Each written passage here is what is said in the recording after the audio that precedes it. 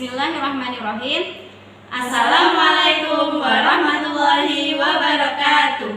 Halo teman-teman, bertemu dengan kami dari SMA Trenses Muhammadiyah Sragen. Perkenalkan, saya Bu Ari, sebelah kanan saya Elfaiz, sebelah kiri saya Syakira.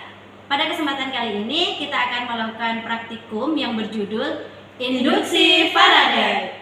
Tujuan dari praktikum hari ini ada dua. Yang pertama, mengamati fenomena induksi Faraday. Yang kedua, menyelidiki faktor-faktor yang mempengaruhi GGL induksi. Adapun alat dan bahan yang kita gunakan adalah sebagai berikut. Kita membutuhkan 2 galvanometer, 1 kumparan kecil, 1 kumparan besar, 2 pasang penjepit buaya, 1 magnet kecil, dan 1 magnet besar. Oke, langsung saja kita mulai praktikumnya. Yang pertama, kita gunakan 1 galvanometer, 1 kumparan besar, sepasang penjepit buaya, dan 1 magnet besar. Pertama, kita rangkai dulu alatnya. Kita hubungkan galvanometer ke kumparan besar. Pada percobaan yang pertama, kita akan mengamati fenomena terjadinya induksi Faraday. Ini magnet. Bagaimana jika kita gerakkan ke dalam kumparan? Apa yang terjadi? Oke, bisa kita amati. Ternyata ketika kutub selatan kita masukkan dalam kumparan, jarum akan menyimpang ke kanan, dan ketika keluar menyimpang ke kiri. Dan ketika diam, magnet diam, maka dia akan menunjuk 0. Oke. Itulah fenomena induksi Faraday. GGL induksi atau arus induksi akan timbul ketika ada gerakan magnet mendekati kumparan. Ketika tidak ada gerakan, itu dia akan diam, jarumnya menunjuk angka 0. Jadi dia akan timbul ketika ada gerakan.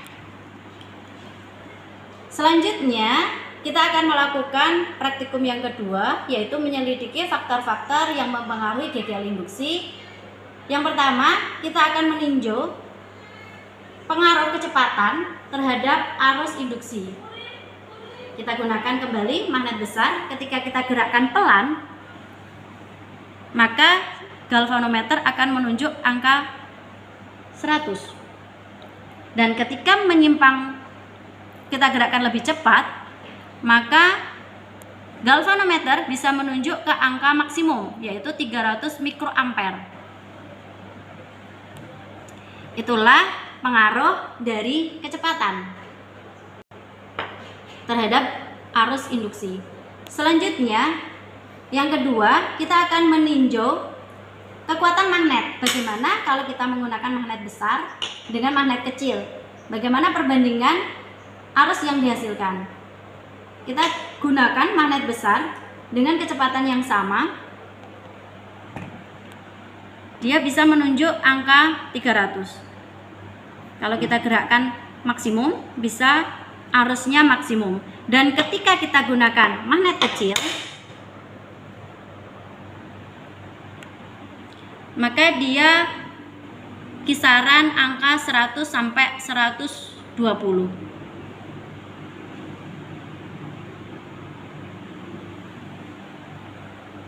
Oke, sudah kita buktikan pengaruh kekuatan magnet besar sama magnet kecil. Yang terakhir, kita akan praktik membuktikan pengaruh besarnya kumparan. Kita gunakan kumparan besar dan kumparan kecil.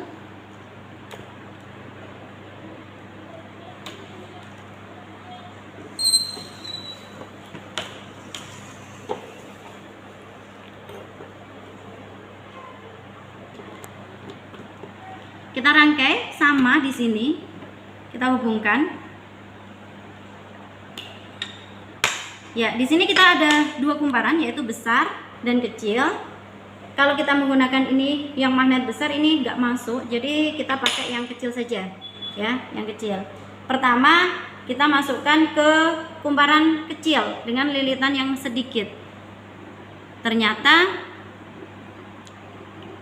jarum hanya menyimpang sedikit, sekitar 10 mA. Sudah mungkin gerakannya maksimal, karena ini magnetnya juga kecil, jadi hasilnya juga kecil. Kemudian bagaimana kalau kita masukkan ke kumparan yang lebih besar? Bisa mencapai angka 100 mikroampere.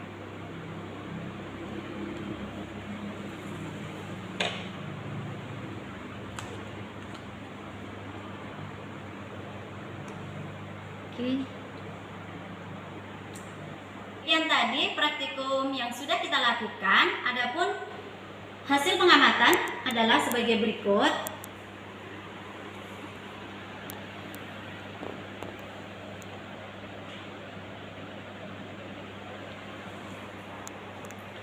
Maka dari praktikum hari ini kita memperoleh dua kesimpulan. Yang pertama, fenomena induksi Faraday terjadi ketika magnet digerakkan dalam kumparan, maka akan terjadi perubahan fluks magnet. Perubahan fluks magnet itu yang akan menghasilkan GGL induksi dan arus induksi. Kesimpulan kedua, faktor yang mempengaruhi GGL induksi adalah yang pertama, Pengaruh kecepatan. yang kedua, Besarnya magnet. yang ketiga adalah Besarnya kumparan. semakin cepat gerakan magnet, maka GGL induksi yang timbul adalah semakin besar. Dan magnet, ketika magnet itu lebih besar, maka GGL induksi yang dihasilkan juga semakin besar. Yang ketiga, besarnya kumparan, makin besar kumparan, GGL induksi yang dihasilkan adalah semakin besar. Oke, sekian praktikum yang kita lakukan hari ini. Semoga bermanfaat. Wassalamualaikum warahmatullahi wabarakatuh.